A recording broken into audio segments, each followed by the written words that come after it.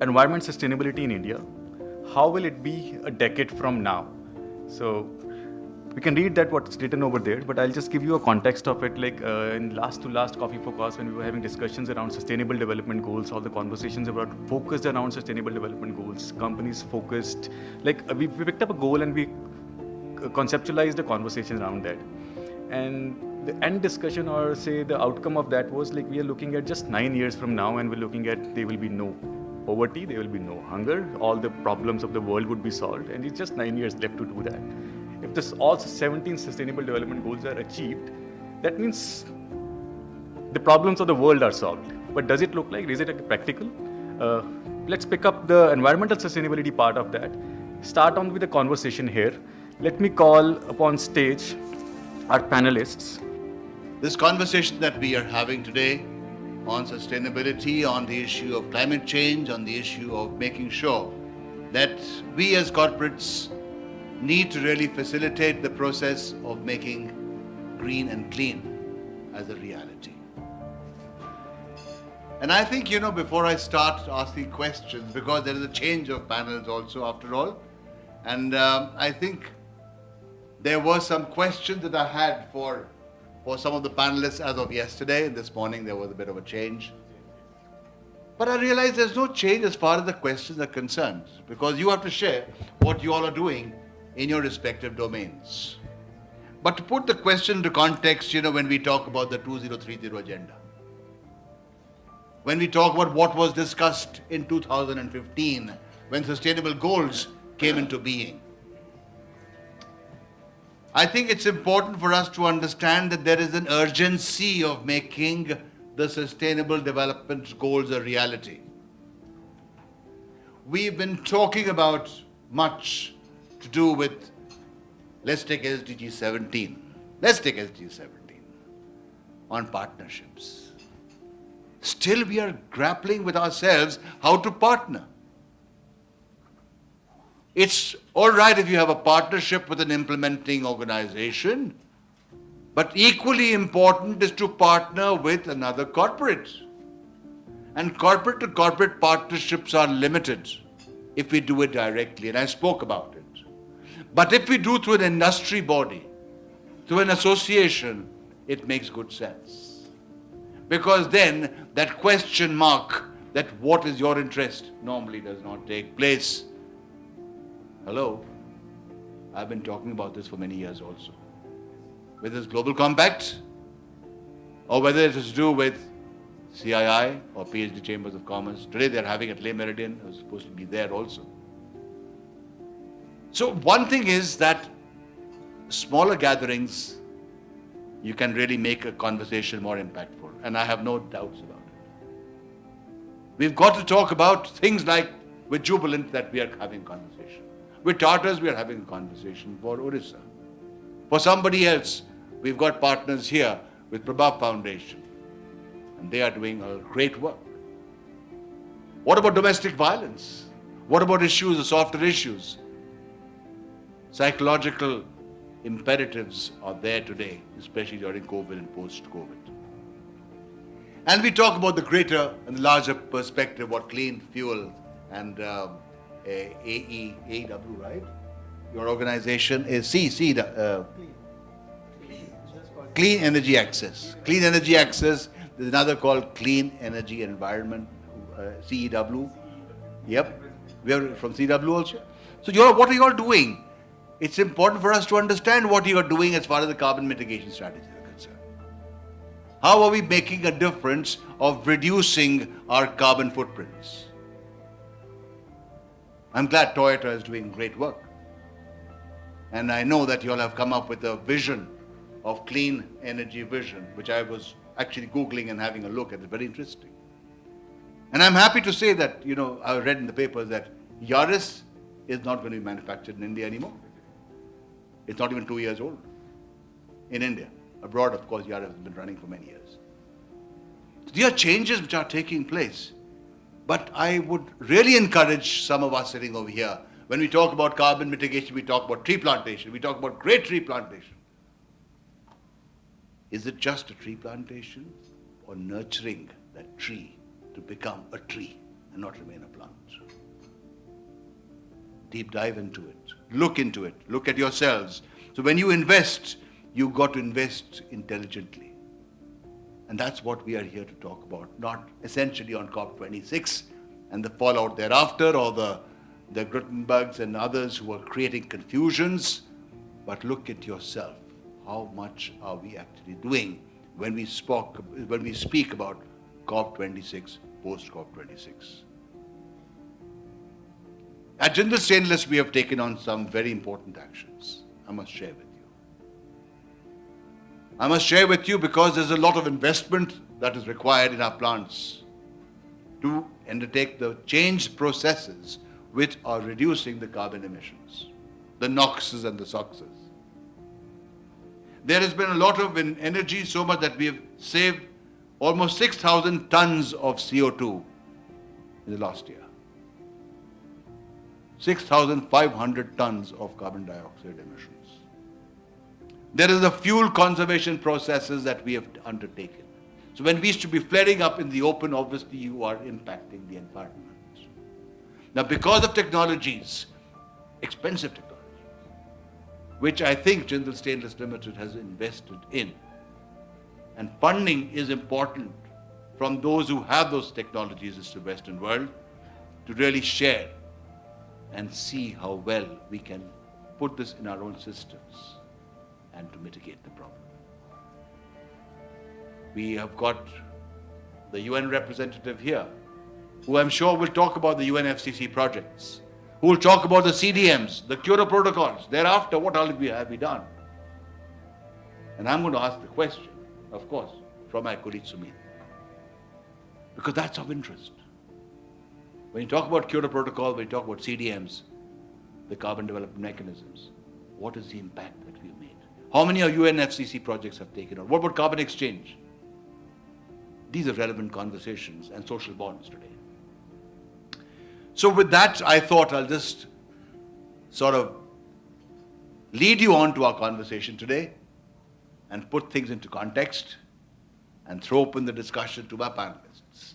And I'm going to request Sumit to get started with first. As to Sumit, what are you really talking about when we are saying post-COVID, post-COP26, and as far as carbon mitigation strategies at the international level is concerned? Over to you. Thank you, Brigadier. I think a wonderful start to this discussion. Coming from UN, I must say that we are moving forward on the carbon side of things. It's not that it is sitting, anyone is sitting idle, but probably not at the pace which is required.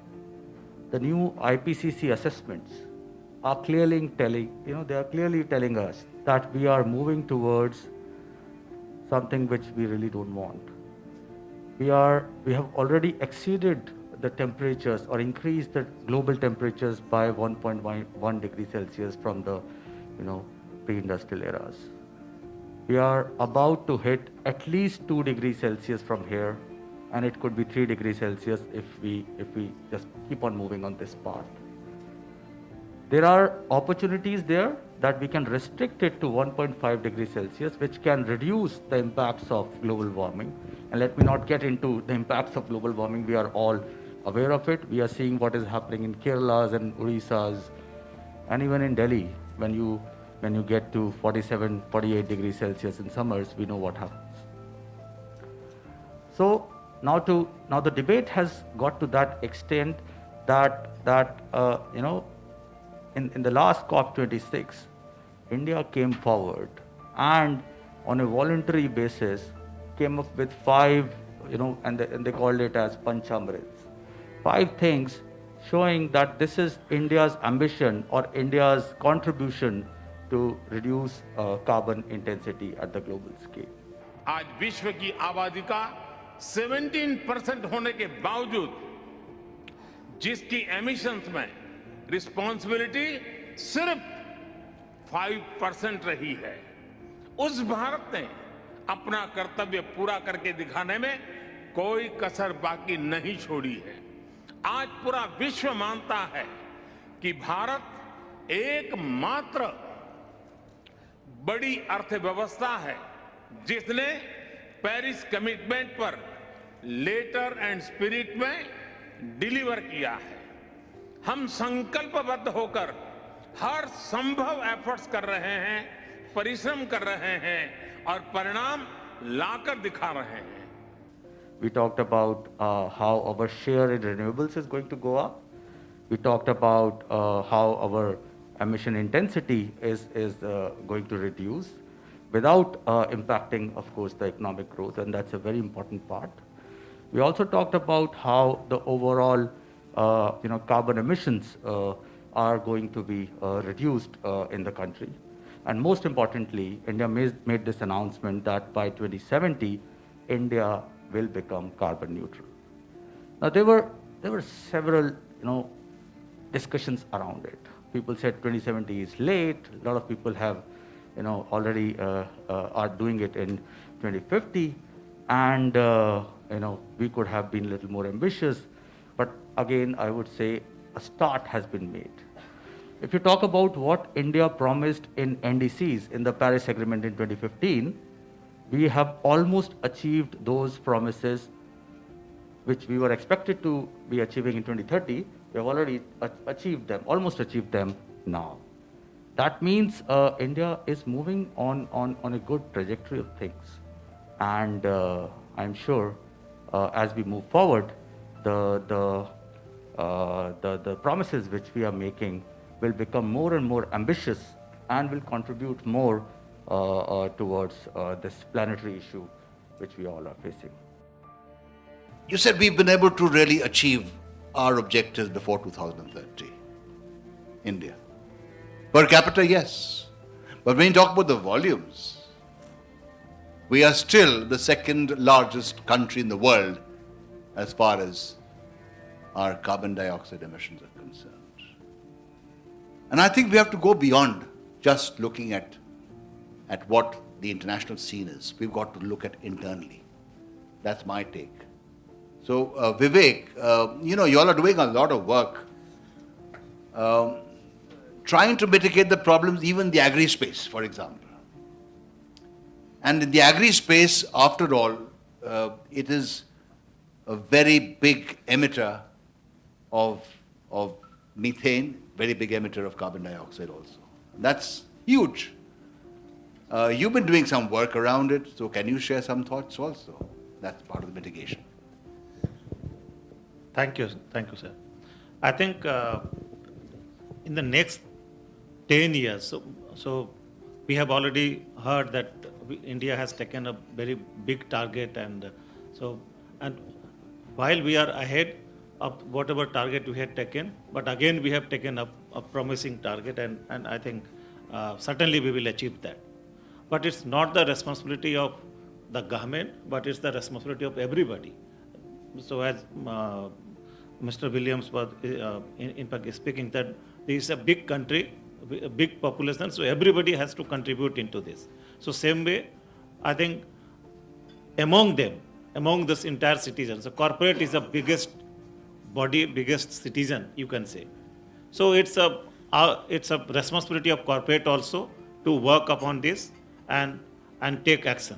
So I think in the next 10 years, we will see that many corporates are coming up, and already discussion has already started, and many companies have already started, in fact. So like in our organization, we have taken a target of RIG 2026. So it's a responsible and inclusive growth. So where there are 3 parameters, but the one important is the sustainability and climate change. And under that, we are working on this net zero. So either on carbon or water. So especially on carbon and water, because that is the main thing. If you have to sustain your business, you have to work on this thing. Otherwise, your sustainability will be a question mark. So I will speak about little bit. So how we are working. So in our team, there is a person who is working on clean energy. So all the companies, especially this iron and ore company, or many other manufacturing companies, are also having their own power plant. And for power plant, you need fossil fuel, that is coal. Coal is the main raw material for your entire plant. Then how to reduce your dependency on coal and how to increase the intake from other renewable sources like clean energy, and then again you have to find, so as so Brigadier Williams was explaining that the agriculture is also emitting, so methane. So how to utilize those bio-waste or agri-waste to, in fact, reduce the load on your fossil fuel. So that is, you have to replace fossil fuel with this bio-waste. So you have to do some innovation. So like this daily issues. So whenever this winter starts, we are seeing this problem of smog. So how to reduce this? So then few organizations, few institutions, and so they have already done some experiment to prepare or manufacture biopellet out of this rice husk in Punjab, and they experimented, and those biopellets are replacing coal in the power plants. But it's not, it's a local issues. So they have already done it, experimented it, and they are doing it. But it has given a lot of insight that bio-waste is not only there in Punjab, due to which we are getting this smog. It's everywhere. In the entire country, if you will map, so that university has already, with the help of Google, they have created a dashboard, so through which they are observing in which part of country how much CO2 emission is happening or methane is happening. So GHG emission is happening. So they are observing. So they are creating a map. So with the help of Google. So last, I think 15 days back, we did in fact a survey in near to our plant location in one of our plant location in UP, that is in Gajraula, and he was showing us that screen. That time we observed that this emission in the month of September was high in Jharkhand. So we thought, why in Jharkhand? Then again he showed us so now emission is more in southern part of this country. Then so in different time zone at different places in this country. It means there are biomass and people are burning. So farmers are burning it, or due to some other reason, so either for cleaning their farm or due to some other reason they are burning. That's why this emission is happening. And that is being observed by Google. Then we thought, we jointly discussed, so how to capture this knowledge and utilize this knowledge to create some other business opportunity, convert into business opportunity. So it's one company, ISB pass out candidate, Mr. Sukhmeet Singh, he has started A2P Energy, and yes, in Punjab. So you must be aware about him. So we discussed with him. Now we are working on, and then again, we will be the front runner, because we realize that agri-waste is, if you want to do something with the agri-waste, you have to work locally, because you cannot transport it from one place to another place. Then we realize, why not to do some experiment at one of our plant, and then we will replicate it. This will become a model. So now we are working on that model. So all the agri-waste which are being burned by the farmers, we will aggregate it so that farmers will get money out of it. They will not burn it, or it will not be decomposed. So they will collect it and they will sell it to that company. So we will form a consortium of company, that entrepreneur and farmers. So farmers will form their own cooperative to aggregate those stuff.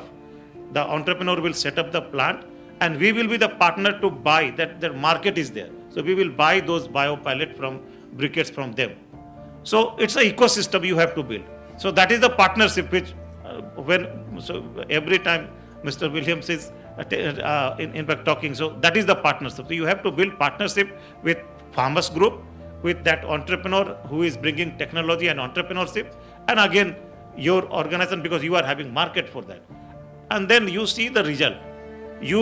So we will reduce our, in fact, coal requirement, our dependency on fossil fuel. So it means we are reducing carbon emission also. So we will become carbon neutral. So we have taken target for 10% in the next 2 years. And then slowly we will increase from other sources also. So these are example which you have to work. So we are doing pilot. But again, I think through this pilot, many people can learn, many corporate can learn, and they can replicate it. So there are many ways you have to find out from this soil only, from this country only, and you can adopt it, you can replicate it. Certainly, we can see a better future, especially in our country where development is required. We are not saying that we should stop those companies, we should stop our manufacturing process, but you have to change the process. That is from my side. Yes. Thank you. Thank you very much. In fact, what you've spoken, and there's lots happening around this piece, especially of the agriculture, of transportation, of movement, of production. And, before I throw the question open to my panelists, let's have a little change. I'll request the community, our participants also to speak on this particular issue. So this is happening, Parul. In fact, interestingly, I can see Bharathan has just joined in here. So Hero MotoCorp has taken over the Aravali Biodiversity Park. They'll be maintaining it, conserving it, protecting it for another 10 years. So that environmental part of working in pockets that we're talking about, that has also started happening. So it's like, as part of their CSR, taking care of environment. So environment has become an interesting element on this. Bharathan, can you add on to that probably a line or two just about the biodiversity park? Ranjan keeps surprising. Just walked in and over to you. Not fair. Anyway. Corporate social responsibility and communication as Hero MotoCorp. Yeah. So thank you for the introduction. So very quickly, nothing much to add to what has already been discussed. So this is a new initiative that we have taken up at Hero MotoCorp. While environment and the protection of environment has always been a very integral part of our CSR initiatives, but starting this fiscal, we have targeted specifically adoption of biodiversity parks. Now, as we understand, and for me also learning is that now these are wilderness. We don't necessarily have to bring in our own thoughts of landscaping, etc., into biodiversity parks. So the Aravali Biodiversity Park in Gurugram, right on the border of Delhi, Gurugram, many of you may have seen that, was earlier with another organization, and after the existing contract got over, we have now adopted it for 10 years. We thought, in fact, the district administration was open to whether 3 years, 5 years, etc., but we thought 10 years should be a reasonable time where we can do some meaningful work there. The second one which we are looking at is Shivalik. That's in Rishikesh. That's another one. Of course, there will be several other corporates who will be involved in that, because that's a massive landscape of wilderness, which the local forest authorities are very keen on preserving and also promoting. My colleague, Mr. Mukhija, and I, we met with the Chief Conservator of Forests, the local DFO, young guys, very committed, very passionate. So these are small beginnings that we are doing in the field of preserving the biodiversity parks. Going forward, we are open to looking at similar biodiversity parks in any other part of the country. Very few corporates are really engaged in it. Tata's is one I know. I wish we could also really think of. But to know about biodiversity and about the forest management, who else than the Professor Biswas, who has been engaged with this in the Institute of Forest Management. So can you throw some lights how the faculty has been working around it to developing that interest among the students, and what you've done over the years? Basically, we have people from UN agency, we have people from industry, people from clean energy and all that. You can get everyday Times of India or Hindustan Times or any newspaper you would take up. A lot of data is being provided these days, so that's not a problem. I'm not going to speak about data. I would like to speak certain common things, which are most uncommon. I would start with a new sensation of India, this our Miss Universe. She said a very important statement. She made a very important statement yesterday. She said, prevent and protect rather than repent and repair. It's a wonderful statement.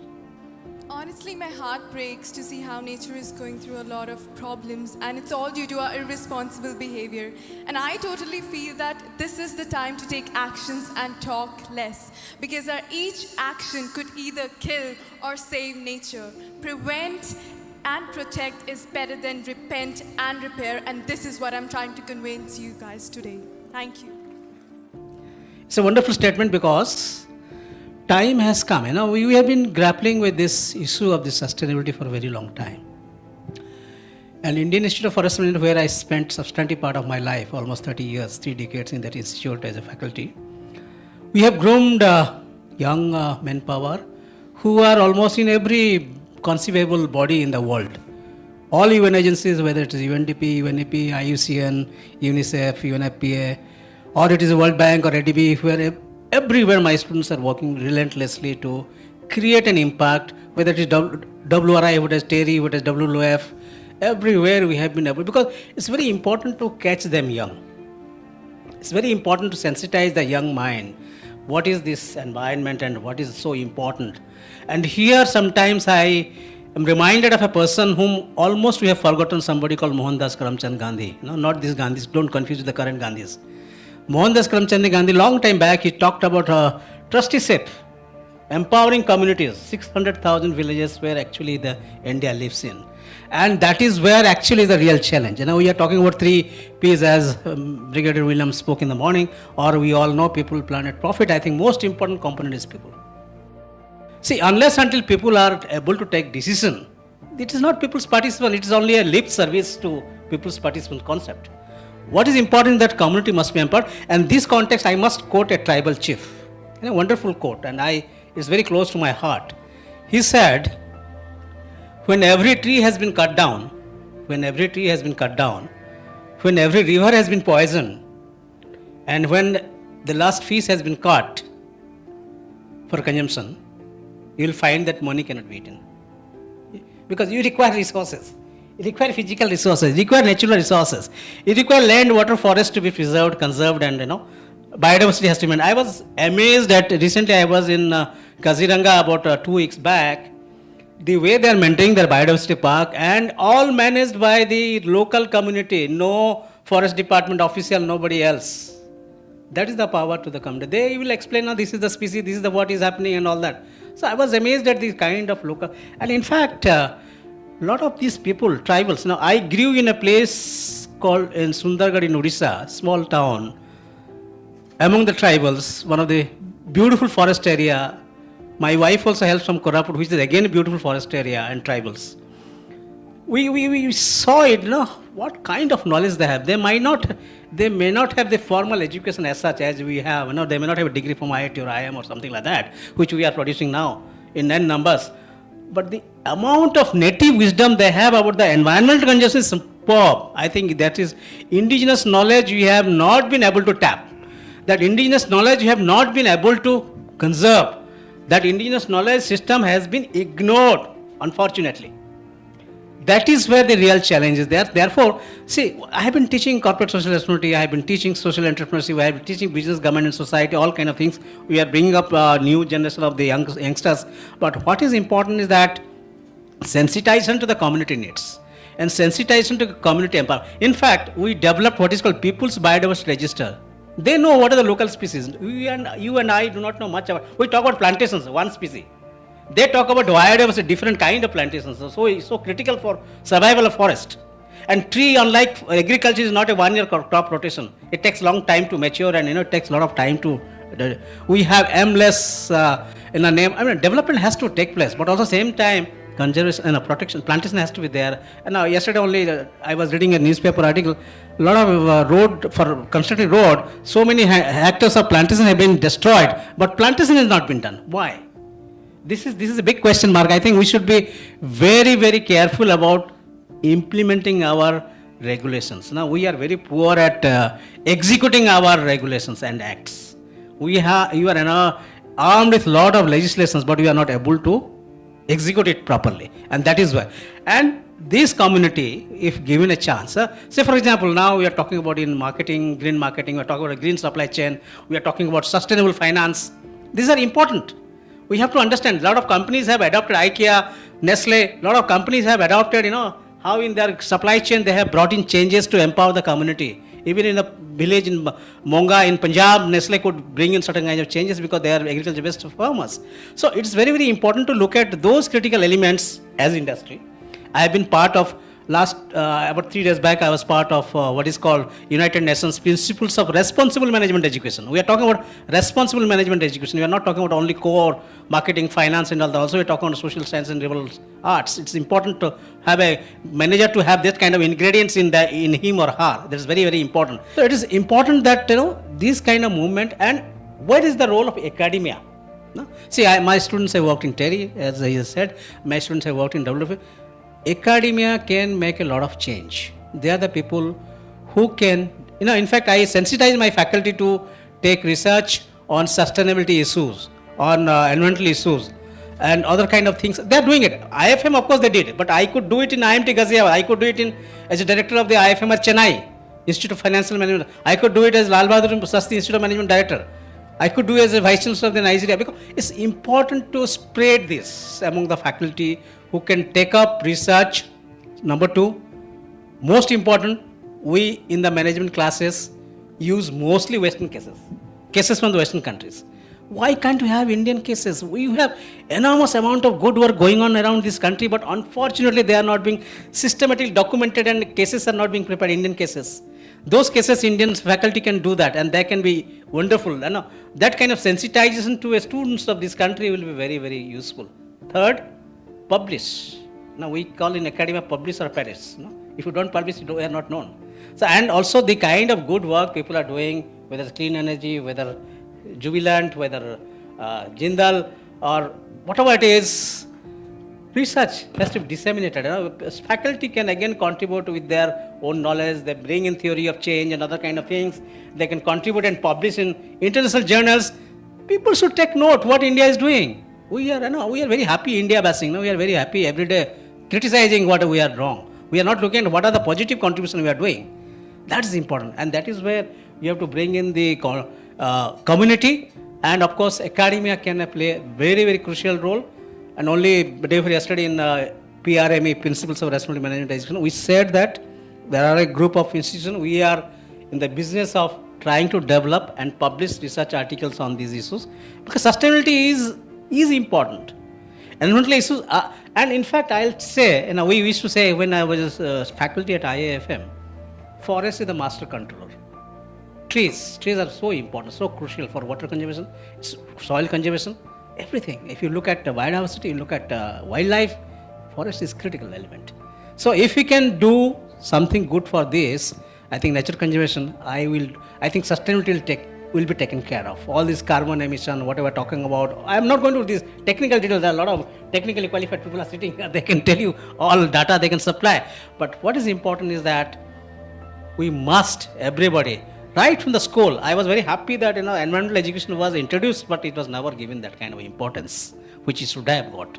So that is where we are missing the link, and that is where we have to contribute. Thank you very much. Today's newspaper, I don't know if you read, yesterday the NGT has cleared the E-way Delhi-Dehradun, right? What does that mean? 11,000 trees are going to be cut. So what challenges are we really being faced with? Are we compensating? And are we protecting? Are we preventing? And I think some pieces will be, of course, shared now with our colleague, Mr. Joshi, who will be talking about energy. Over to you. Thank you so much, Brigadier Williams. So great. I would like to bring the attention back to sustainability, or focused on it's wonderful to see that post COP26 or even before that, many corporates have started making announcements of bringing net zero in terms of energy, or in terms of fossil fuel or water or so. But I think let me talk about 3 things that come to my mind when I read these articles.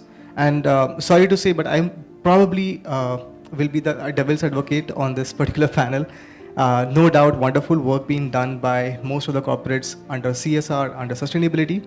But a few questions keep coming back to my mind. It's about, we'll be entering the 8th year of the CSR mandate. Are we really going beyond the compliance? How many of our corporate partners are really investing in going beyond philanthropic CSR to really sustainable CSR. Keeping a lens of renewable energy, in front of me, are we still focusing on doing, solar street lights, or are we still focusing on setting up, improved cook stoves in houses, or can we look at really creating some interesting blended finance solutions so that the enterprises, the last mile micro entrepreneurs or MSMEs, or the ones who are really creating a strong value at the ground, which tomorrow can become the big corporates of India, are we creating enough, feed for them? So that's one question that I still try to figure out when I speak to various CSR, managers. Second is, I think most of the corporates that we are seeing in terms of making commitments on net zero are adopting ESG frameworks. Most of these ESG frameworks, like Sir said, are being adopted from the Western countries. But there's a huge disparity when we look at that kind of copy-paste approach. In most of the Western countries, the communities over there have already been upgraded to a particular level. Can we use the same cookie cutter approach for our ESG? Just to break it down, ESG looks at 3 scopes: Scope 1, Scope 2, Scope 3. Scope 3, which is where you look at external stakeholders or look at community, is in a way the third parameter in all of this, right? So when we look at introducing ESG framework to meet our targets, India is looking to meet our targets by 2070. Many corporates, are looking at meeting it under 2030 as well, or under 2040. Sorry, is this still working? Yeah. So, I mean, are we changing the framework to suit Indian ESG context? I'm still not sure. And the third thing is, while we are looking at this entire transition to happen, what is the burden of this transition on the last mile? Just to give you an example, I think it's a wonderful case study that Vivek sir talked about working with A2P. They're doing some amazing work where they are getting village level entrepreneurs together to collect agri-residue from diverse, dispersed farms to create bioenergy. There's a humongous amount of investment and hand-holding and risk that has to be taken for such a project to be taken off of the ground. At the same time, there are many examples where social enterprises or last mile communities are expected to adopt renewable energy solutions. A simple example would be, how many of us in this room really use induction cook stoves? We have access to energy, we have access to electricity, but yet we don't use induction cook stoves. But at the same time, there are several initiatives that are being implemented in villages where just because there is a lot of smoke in kitchens, we are pushing in induction cook stoves. Is that really the right approach? Is that the burden that we are putting on the last mile? So if I think about all of these thought processes, I think we still have a really long and hard way for us to really reach that 2070 goal. And coming back to, I think, a big a statement that Brigadier Williams also made, partnerships, that those become very important.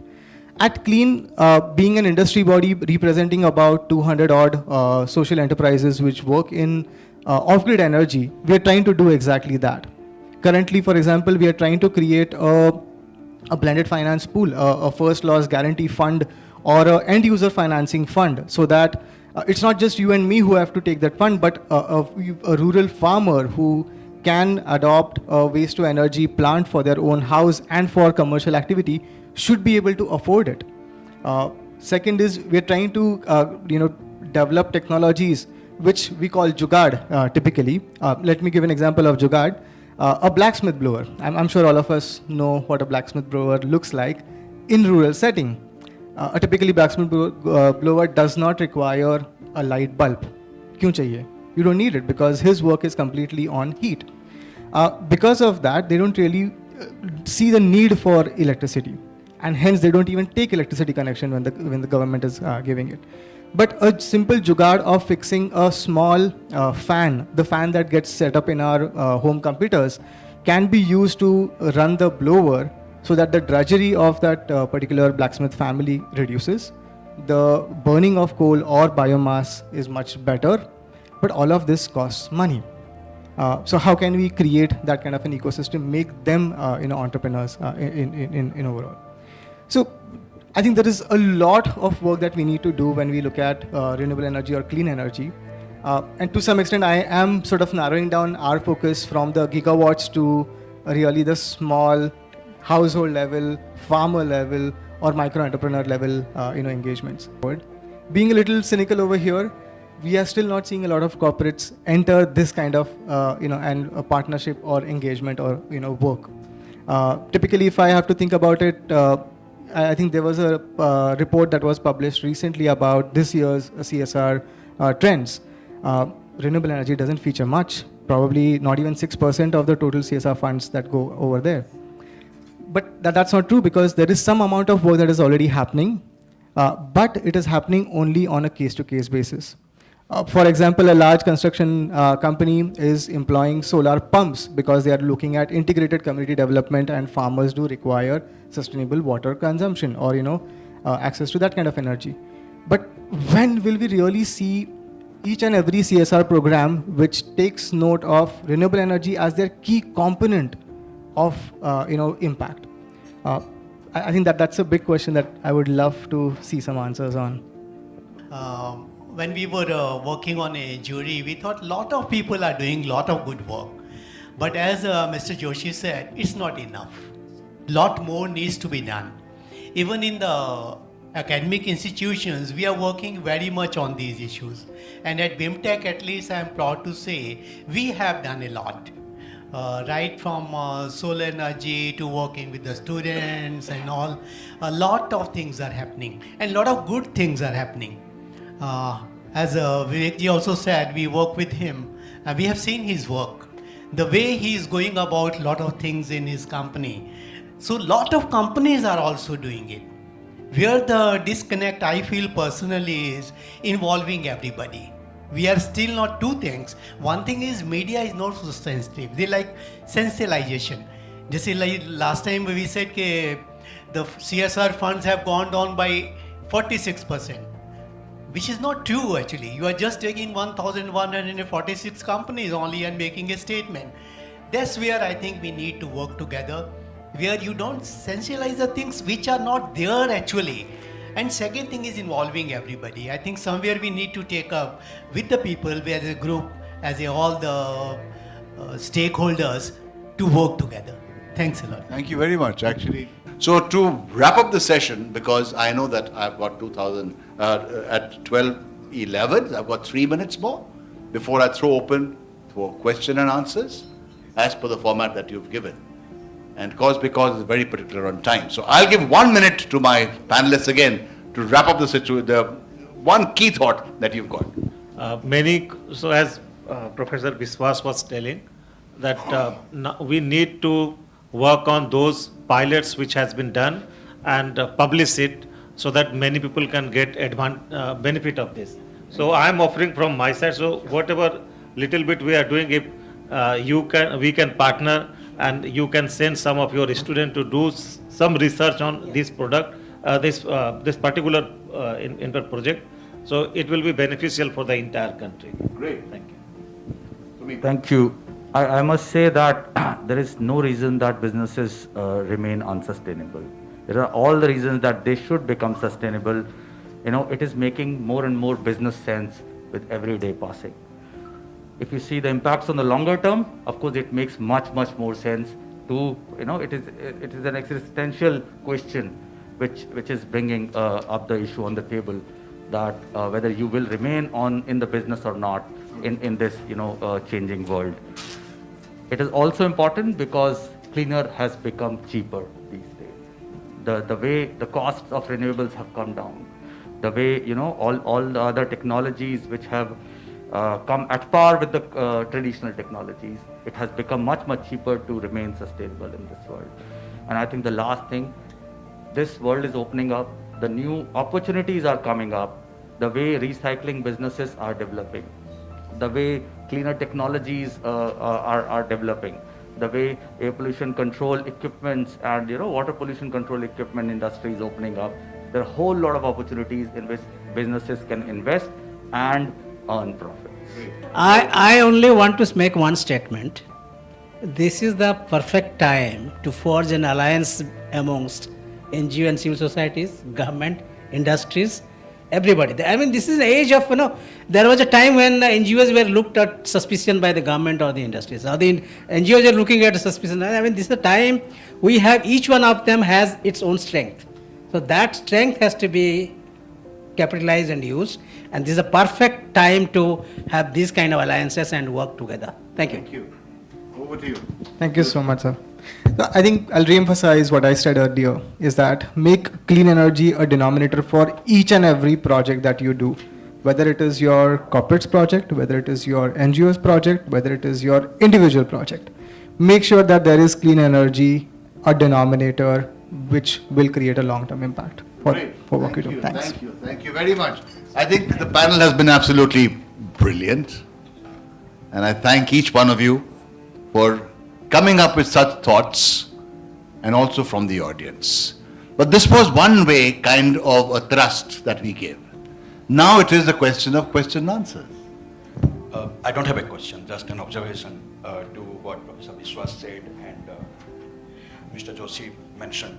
I think, and all of us in this profession, we understand that a lot of organizations, a lot of individuals doing a lot of stuff, and there's still a lot more to be done.